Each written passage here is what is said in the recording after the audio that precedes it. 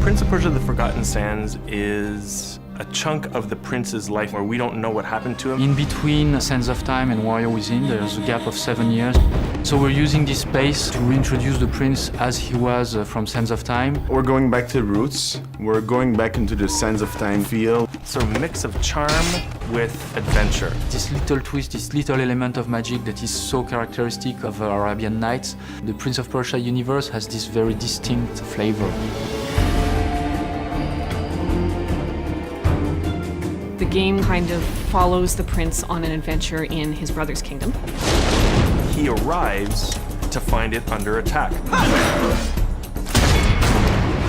Malik, this is madness. Malik is the prince's older brother. He's doing what he can for his people, but he makes the wrong choice, which releases the Sand Army. It saves his kingdom from the invading army, but the prince, who's had a little bit of experience with magical things, knows that these things come at a little bit of a cost. This army has a definite cost. We want to make sure to respect the essence of the game. The first time I played Sands of Time, it was like the fluidity, the agility, the elasticity of the move were incredible. I think it's really the prince's acrobatic prowess that make him stand out. The wall run for me will never get tired of. It's the epic move that people know from the original trilogy. We're bringing back all that. Run on the wall, column jump, acrobatic pole jumps. It's the moveset from the Sands of Time prince. The control scheme that he has is really the same as before. It's going to feel right to people.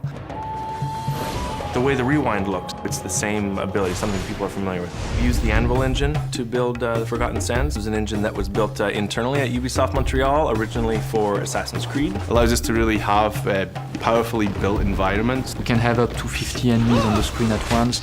This makes for really huge battles. Massive battle scenes that happen in the distance, the type of stuff that was maybe implied in the Sands of Time, but we can show it.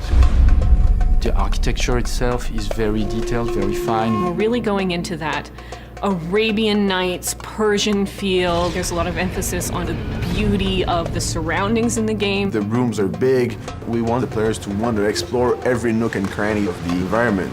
Every aspect of the game is very handcrafted. There's details everywhere. We wanted to invent on top of that and bring a new flavor. There is the power over the elements.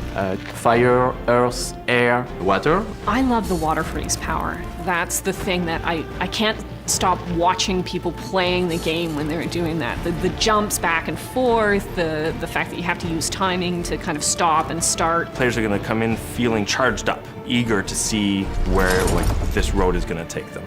We have the core base and the acrobatics. On top of that, we've added the power over nature, the manipulation of the environment, the 50 enemy battles, the epic boss battles. There's so much in this to bring you back in. It's the game you should play if you like the original trilogy.